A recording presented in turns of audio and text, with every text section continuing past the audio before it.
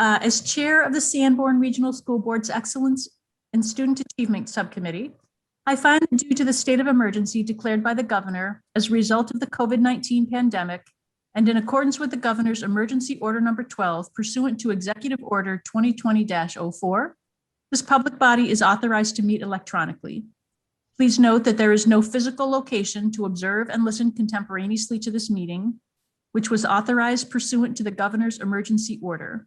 However, in accordance with the emergency order, I am confirming that we are A, providing public access to the meeting by telephone, with additional access possibilities by video or other electronic means. We are utilizing Zoom for this electronic meeting. All members of the Sanborn Regional School Board's Excellence in Student Achievement Subcommittee have the ability to communicate contemporaneously during this meeting through this platform, and the public has access to contemporaneously listen and, if necessary, participate in this meeting through dialing the following phone number: 1-646-558-8656, meeting ID 999-4990-0934, or by clicking on the following website address, www.youtube.com/c/SRSD meeting videos. B, providing public notice of the necessary information for accessing the meeting. We previously gave notice to the public of the necessary information for accessing the meeting, including how to access the meeting using Zoom or telephonically. Instructions have also been provided on the website of the Sanborn Regional School District at www.siu17.net.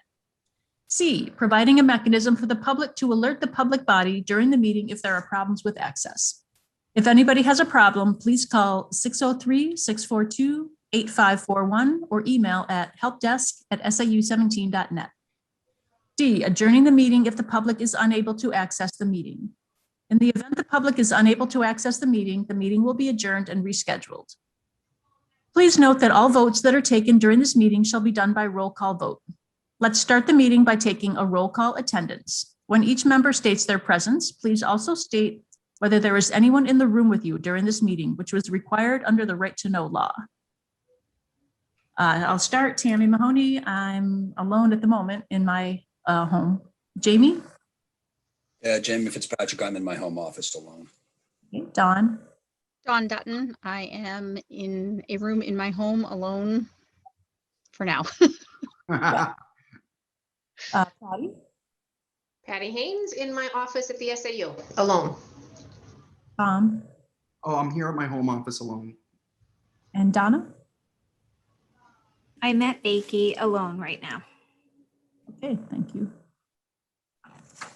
Okay, first order of business is to approve the minutes of our last meeting last week. Do I have a motion on the minutes? So moved. Second. Any discussion? Okay, all in favor, roll call. Jamie? Aye. Dawn? Aye. Okay, thank you. As well. All right. Okay. On to our main topic of discussion. So we're going to talk about the math curriculum again. Patty, do you want to lead us off? So I did some research looking into some additional districts. We were cold calling across the United States and got a hold of 3 other states in addition to the one that Donna mentioned last week. District in Pennsylvania, Katasqua area school district, if that's how it's pronounced. They are using the previous version to the one that we are proposing. They're very pleased with the program. It's aligned to Common Core. The rigor is there. The online resources are high quality. The parents like all the resources that are provided for them. The students are engaged with the lessons. Student data is great. They saw growth immediately in the first year they started using it. The demographics of the district are similar to Sanborn in the way that the schools are set up, but they've got a higher free and reduced lunch percentage of students, but they had high scores or high growth the first year, and then the second year still growing with the math scores. So they're very, very pleased with it. Pointed us to look at Ed Reports to see what Ed Reports says about it. We talked to a school district in New York, Cold Spring Harbor, and they're also using Envision 2020, which is the one that we're recommending. They like the program. But the way that New York State right now is running school is all remote. So the woman I was talking to seemed very upset that the students were not able to use the manipulatives, were not able to do the program the way it was meant to be done, but they're very pleased with it. There's engagement, scores are good, but they're still remote and they can't use the program the way it's meant to be used. So that was a common refrain from her. We also heard from a school district in Oregon, Lake Oswego, and they are using the 2020 edition for kindergarten only because of the way that their district chooses programs based on what the state says. So they've got Envision for kindergarten, something different for 1 through 5, something different for 6, 7, and 8, but they're very pleased with the way that the program is going for kindergarten. All in all, the folks that we spoke to, again, cold calling them, nobody told us to, stay away from this. So that's what we gathered, just doing a sort of national cold call. Okay. Thank you. Did anyone have anything? Any pros, any cons to go with all those pros? The biggest con was the one out of New York, just not being able to use it the way it was designed. The district in Pennsylvania did say that it's important to make sure that the teachers get the training before using the program. Don't try to use it without getting the professional development and the training that the company provides, because that's important. Really no cons except for the New York experience, which I don't know if it was their own district couldn't make it work with the kids online or what, but she seemed exhausted with the whole online learning thing. And I kind of felt like I was just a sympathetic ear at that point, but nobody really said anything negative. Okay.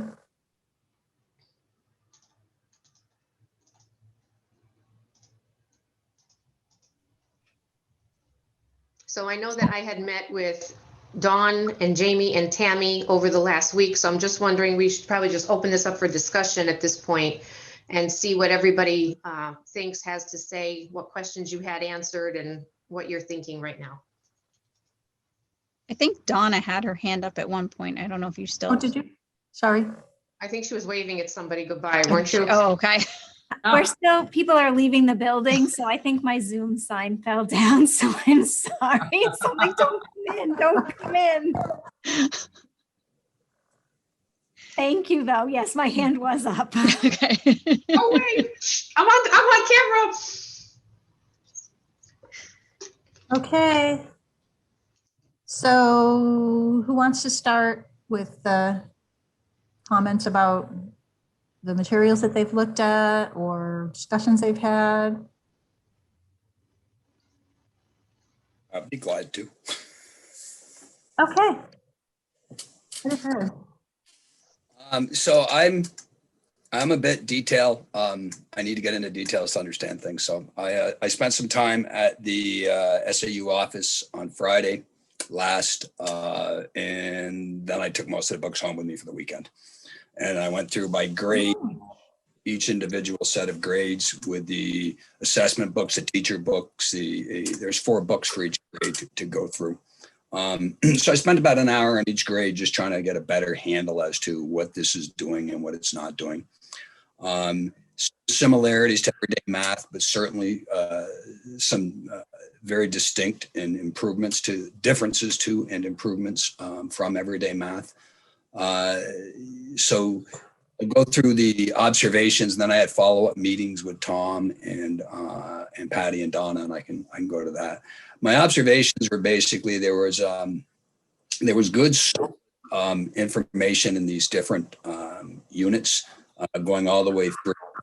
Probably the one that I was most pleased with is there is, even at kindergarten level, there is algebra. So it's pretty basic, 9 plus what equals 10. But by first grade, they're actually calling it algebra. So they're talking to kids about doing algebra in first grade. And again, it's fairly simplistic algebra, but it starts inculcating into kids at a very young age that they have been, can do, and are doing algebra, which is, that's part of one of the mental hurdles sometimes when people are coming to algebra later their math careers that this is something foreign and different than I've never done it. And I just don't get this thing. So I thought it was good. I thought a lot of the information and the context was good. But I had a number of problems and concerns, and we discussed those on Monday when I came in. So primarily, I think the biggest thing that I was concerned with was I thought that there were a lot of projects and STEM related items that I considered to be diversionary or not on task for math. I mean, what we want to do is keep people on task, and they'd have things like write a report about mockingbirds, build a castle with Lego blocks, things of this nature. But in the discussion that I had after, I think that we're in alignment in terms of their intents. They didn't even pilot that. That wasn't part of what their pilot programs were. That's not part of the core activity that they're going to be focused on. It's kind of extraneous material that's in the books, but it's not part of the core learning that will be the focus.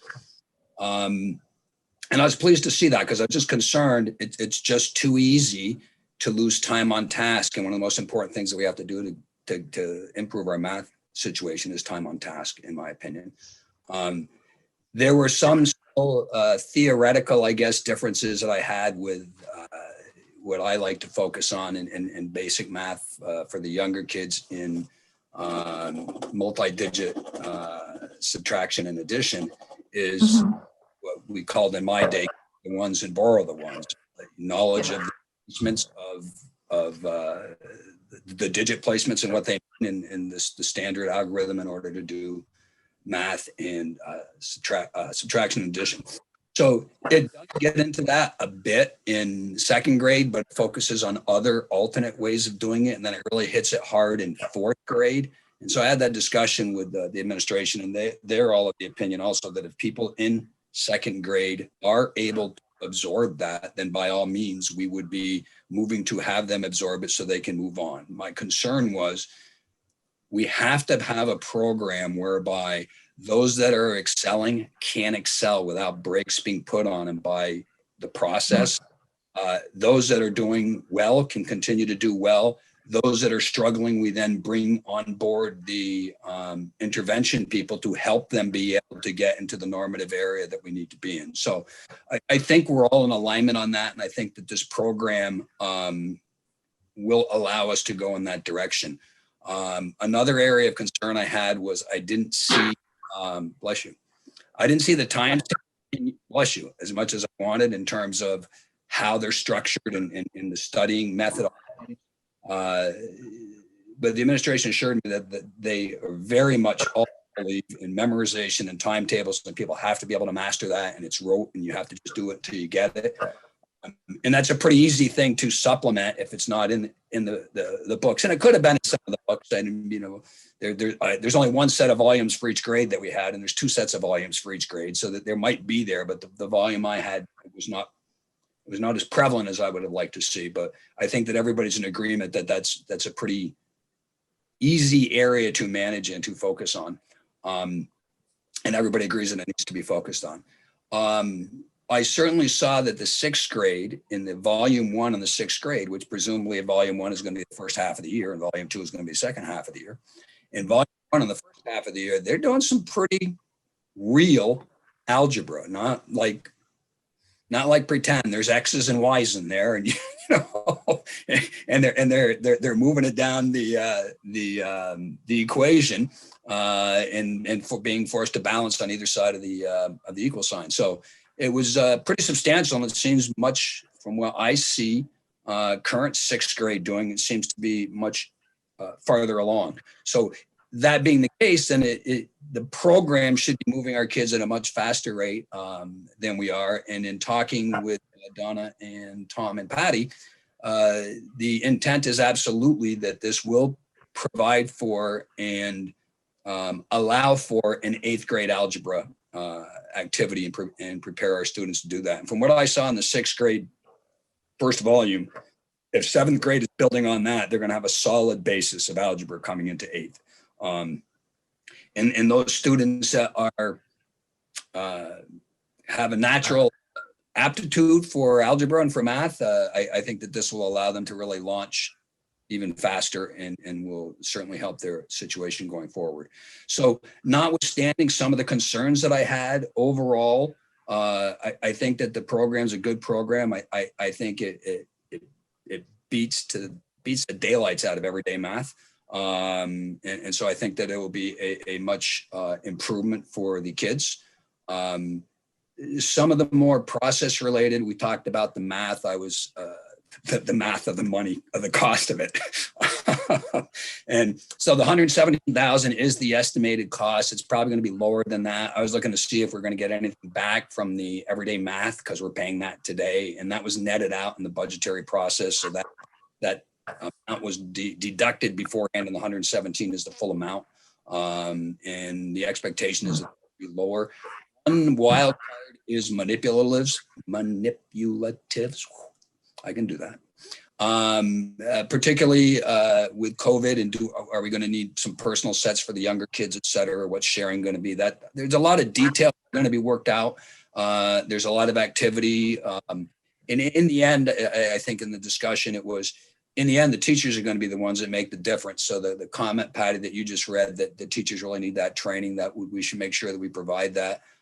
In the audibles that they call in class to really use this and leverage it to the benefit of the kids is going to be really what's going to make the difference.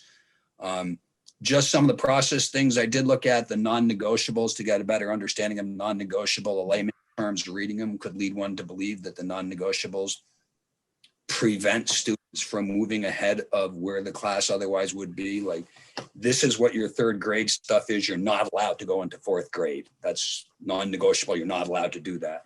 That was a misreading of that I had, and that was corrected by the administration, that is not something that is prevented. That's not what the intent is. The intent is you cannot be giving kids an assessment on something that they've not even been exposed to, like seventh grade stuff in third grade or fourth grade, is what the intent of the alignment is with the non-negotiables.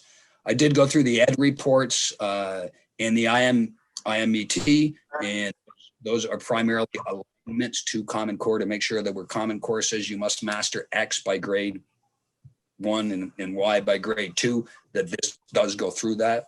But the progression is such that hopefully we'll be able to get our kids going through it faster and looking for other supplements as we come in, as we get into 8th grade. I mean, by the time you're in 6th and you're doing some of this algebra, 6th grade is your basis of going into what I'll call real world math rather than elementary math.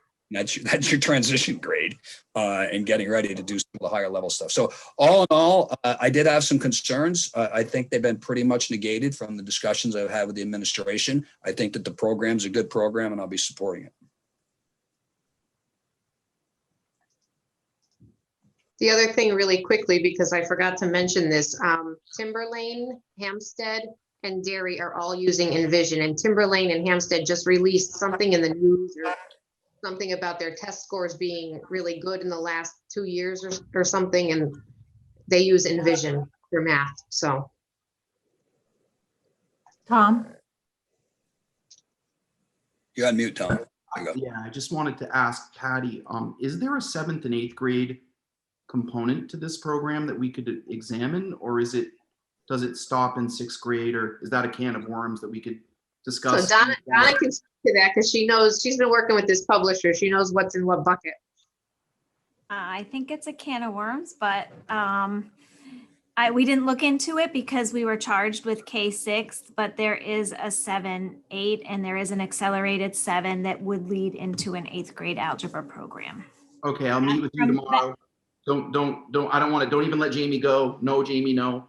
I'm pointing to you on my screen. I'll talk with Donna and Patty and we'll get back to you on that, because it does open a can of worms of some other things that I'm working on with the math department 7 through 12. I just wanted to know the answer to the question, and I figured it's the next logical question from what Jamie just said. So we'll get back to you on that, okay? Worms are good, high protein. Let's go. Hmm. The robins are out. They're looking for them.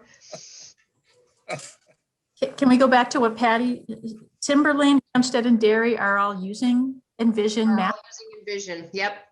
Derry is currently using the 2017 version. They are going to be updating or upgrading to the one that we're recommending. I think in the next year or two. I don't think it's coming like this fall. I think it's within the next year. And Timberlane and Hampstead are in, I believe it's this current version, and they've been using Envision for a number of years. Did you talk to them when you were doing your calls, making your calls? Just found out about Timberlane and Hampstead today. It's been a really hectic week. This past week's been very Okay. busy. It's just been hard when you call people if they don't call you back. Huh. So Truly. and you go to the next on the list. So I'll just say that if you called me right now and asked me for feedback on one of our programs, my response would be in July. Like if it's not burnt, it's nonstop from 6 a.m. until who knows at night. For those of you who watch Facebook, I mean, I am literally on there trying to help everyone out at night. I mean, we're all trying to get through this. So I think that it will be really fun to collaborate with other districts and find out what's working for them and what's working with, I was really glad to hear that Timberlane was using it, because we have some administrators with close contacts in Timberlane, and we can all talk about it, because there, as we explained to Jamie, there is no one program that's going to solve every problem. It's does it fit the core values of what we're going for? And that traditional component of not being a spiraling curriculum is what we were looking for.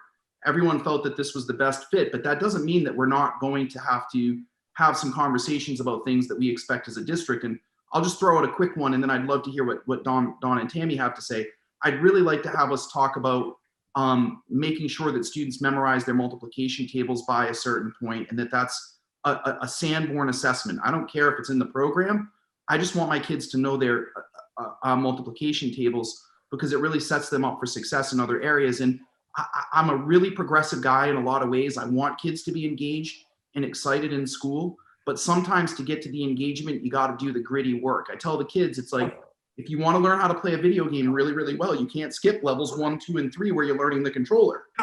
Well, learning your times table is like learning the controller. And they're like, oh, so you just have to figure out how to get them to understand that the boring rote work gets you into something bigger.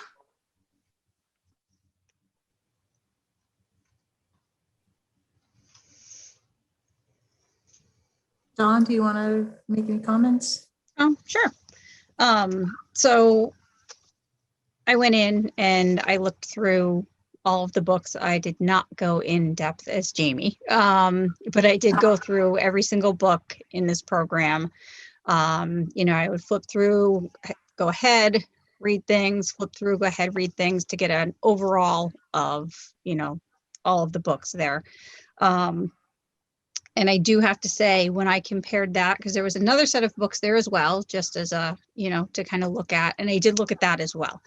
And the big thing I noticed as a mom with a kid perspective, because I know what my kids really, what draws them in, and the engagement for me looking at the pages was there. The images were not flat, two-dimensional. There was dimension to the pages, which may seem silly, but for a kid, that's going to make them go, ooh, what's that? And then they're going to get involved in what's on the page. It's not like another worksheet. That can help draw a kid in. Some kids, it's not going to matter, but you've got other kids that's really going to help them. The videos, so my nephew, I found out, was part of one of the pilot groups in 3rd grade. And he's like, well, the videos are really silly, but I liked them. They caught his attention. So I thought that was great. He also told me that he said, math is not his favorite subject. Sorry, buddy, throwing you under the bus. But I said, well, what did you think about this program when you were working with it? And he goes, well, I didn't not want to do it. And for a 3rd grade boy, I thought that was actually pretty good. That was, to me, that said something. He said he liked the pages, the workbook pages, he thought it was interesting. So that to me was, kind of went along with what I saw when I was there. And I went and looked at all these books before I realized that he was part of this. So everything he was saying kind of went along with what I saw, which I thought was great. Another thing I noticed was, I know that you guys are talking, you need a lot of PD to, really make this work, but it looked like to me, if I was a substitute, I could walk in the classroom and have a pretty good handle on what's going on in class that day, what is supposed to be taught. And clearly we're in a pandemic. Hopefully this doesn't continue forever, but we have situations where we have long-term subs. And I feel like there's enough there that these long-term subs will be able to come in and continue to build on what they're supposed to be learning, what they're supposed to be teaching in the classroom. So I did like that. I thought it was really neat, especially at the younger levels. Jamie was talking about manipulatives, and the book had what looked like the 3D version, drawing of what the manipulative is that they're going to have in the classroom. So it's really nice. So for some kids, they really need that hands-on piece, and they need to be able to correlate it to something. So you'll be able to see the picture on the page and go, oh, I have those over there. I can grab those. I can do this. And oh, now I get it. So I thought that was, that was a neat piece as well. It definitely does have a multisensory approach to it, which I know not everything we're going to want to go multisensory all the time, but it has that option, which is great, especially where we are really focusing so hard on getting this intervention program going. This goes right along with that intervention piece. So this will really help those learners that need that multisensory approach, but will also, it's also written in a way that we can really work with our, average learners and above average learners. It kind of gives you the ability to go any direction, and the teacher doesn't have to kind of create the wheel here to make it work, each lesson work. It's got stuff there to help them. Let's see. And like Jamie was saying, the algebra in the sixth grade book, the first half of the year, my daughter's in 7th grade, and she's learning a lot of what she's doing right now looks like what is in the first half of 6th grade, and she's at the end of 7th grade. So that's a big jump. That's really, to me, that was huge. I was like, wow, they really are getting there. So I did like that. And this last one may not be a big deal to anybody else, but for teachers and kids and parents, this may be a big deal. The homework pages, they were clean and they were clear. So when the teachers go to photocopy them, you are not going to see the other page that's behind it photocopied through. So it's going to be much easier when the teacher's photocopying off 20 something pages to give to the kids. The kids aren't going to have blurry lines, not sure what this picture is. I really struggled with that with my kids when the photocopies just were horrendous. You couldn't really tell, it was the other set of books, the pages were more like newsprint, and you could see the other page through. But these were nice and clean and crisp. And that's the other thing about all the pages in these books is they're easy to follow along with. They're not, as much as there's, bright colors and things like that, they didn't feel overwhelming. And the homework pages didn't feel overwhelming either. I think it's going to be easier for the kids and the parents to go through the work, and just for the kids as they're sitting in the classroom for the work pages in the classroom, it's going to be easier for them to really stay on task because they're not like, well, what the heck is this in the background shadows here? That to me was another nice thing, was that it was done really well. The printing was done really well. So again, not a huge curriculum piece, but when it comes to being able to understand what you're trying to do and being able to focus on it, that is a big deal.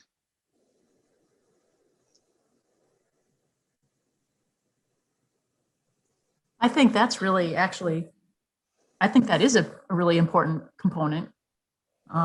It sounds like what you're saying is that it will be much easier for parents to help their kids at home with stuff. And that was always a problem for me with when my daughter was doing her math, when they brought in the everyday math. Jamie, you had a hand up? Yeah, I just wanted to, I forgot to mention, we had talked about that also as homework, and homework will be an integral part of this program. And that is something that parents should be expecting. And that will be part of what goes forward is there is homework into this and there needs to be, or we're not going to make the progressions that we need. So I was very pleased with that. Dawn, sorry. Did you?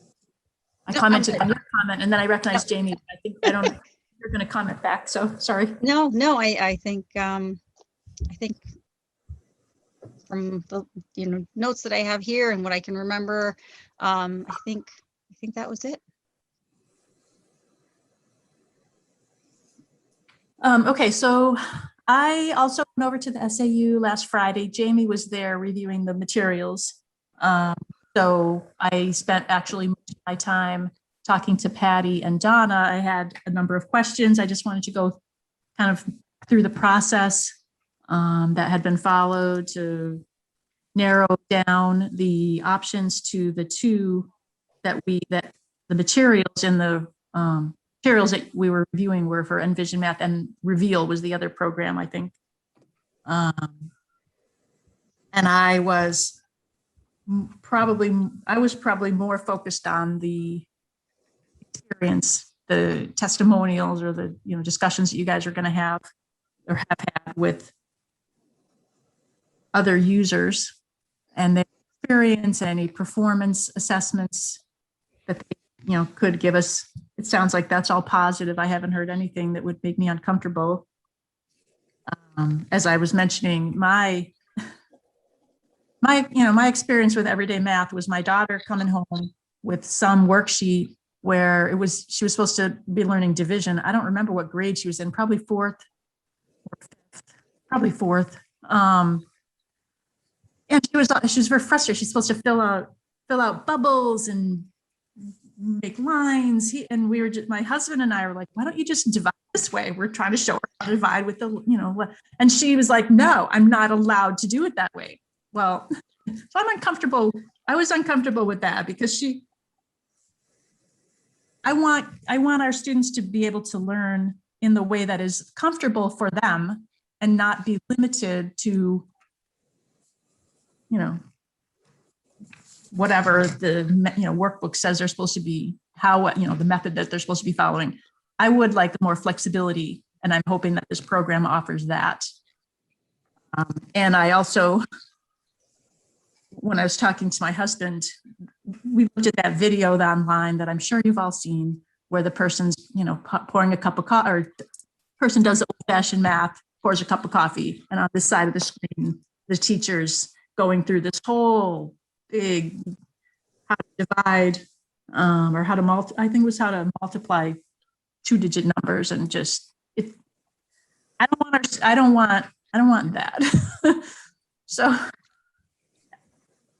as long as this program provides flexibility for students to learn in a way that is comfortable for them and not overly cumbersome, and parents are able to actually comfortable with the materials and like they can actually understand what they're supposed to be helping their kids with, then I am also going to support this.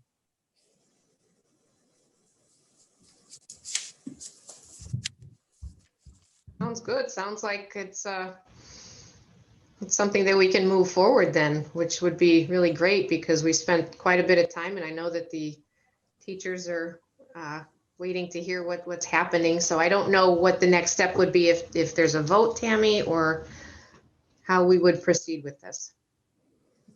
I think we would proceed to recommend it to the full board for a vote. Jamie, you had your hand up. Did you have a comment on that? Well, I was just going to needle Patty, and so the next step would be get this thing up and running May 1st. 2 days before all the kids come back that are remote, right, Jamie? Meanwhile, yeah, seriously, we're trying to bring kids back. Come We're trying to on. get people vaccinated. Get your feet off the top of the desk. Come on now. Yeah, I know. You know what time I got here this morning? 6:45. I would love it if the group would vote as a committee, and then Tammy could report out to the board that the committee hopefully unanimously supports the moving forward with the program. I think that would say a lot to the wonderful teachers and the folks, the administrators, the folks on this call that have worked really, really hard to do truly a very difficult job in a pandemic. There's a reason why other districts aren't switching right now. And we have to do better, and we're going to do better. And I'm looking forward to finding out now what to do curriculum wise for 7 through 12. So I'm already working on, I'm not waiting for this committee to say, hey, the next goal is to figure out what to do for 7 through 12. We're already on it. You know, so it'd be great if you could all vote, and then we could go have dinner and talk about this more next week, and then hit the ball running with the next round. You know what I mean? So Go ahead. I was going to say, I'll make a motion if you want a motion. Yeah. So I move that the district, that we recommend to the board that the district replace the everyday math program that we are currently using and implement instead K through 6 Envision 2020 program as presented and reviewed between us and the administration. Second. I'm gonna have to watch the video again to get that whole putting down. Well, it's great there's a video. Yeah, the videos do help. Really helpful. Very. I can't do minutes without them. Yeah, me too. Okay. Roll call vote. Jamie, Aye. Don. Absolutely, aye. Okay, I am also an aye, so that's unanimous. Thank you. I'm just curious, the process with the board. I mean, I can certainly report out that we voted unanimously on this motion to recommend to the board, and then will it be an agenda item then for our meeting next week? Will you be making a presentation to the board? Patty will probably do the same presentation that she did at the last EISA meeting. I got a road show now, so I'll take my show on the road and Yeah. I think So that we'll would just be a do good that. idea, because I don't necessarily, I mean, I think everyone should have the same context, same information. And there will probably be some questions from board members as well that we haven't come up with here. Yeah, and Patty, maybe bring a couple of the books with you, even if it's just the workbooks or something, just to pass around the table. absolutely. Yeah, we'll make sure we've got some samples available, and Bring the 6th grade one. That'd be a good one. We can show the algebra. well, there's 7 of you and there's 7 grades, so every one of you can have a grade to look Oh, at. there you go. That's fair. And you don't have to share each other's things. Everybody's got their own grade level. We'll give you 6th grade, Jamie. Jamie, Yeah. don't try to manage Patty. I've given up. I just say, yes, Patty. Okay. Trust me. I just let her handle it. There's sometimes when you gotta let go. It's good. It all works out just fine. I mean, I'd just like to acknowledge the work of everybody that was involved in working on this. And I also appreciate the time that you gave me and your willingness to listen to my long tirades about different aspects of it to make sure that we were in sync as to concerns and where we go. And that is appreciated. Thank you. And thank you to everyone on the committee for taking the time to make sure that they were 100% behind the program, because this is a community initiative, right? When we change the curriculum at this level, when parents come to you and ask questions, it's important that you feel 100% confident that we made the best decision we could with the information that we had at the time. Right. So thank you for putting the time in, all 3 of you. All right. Great. Tammy, you're the one who can adjourn. I'm just waiting for you. They're shelling up the dinner up there. I can hear them. Okay, unless anyone has anything else. I echo everybody's appreciation and thank you very much to everyone for all your diligence. And okay, we're adjourned.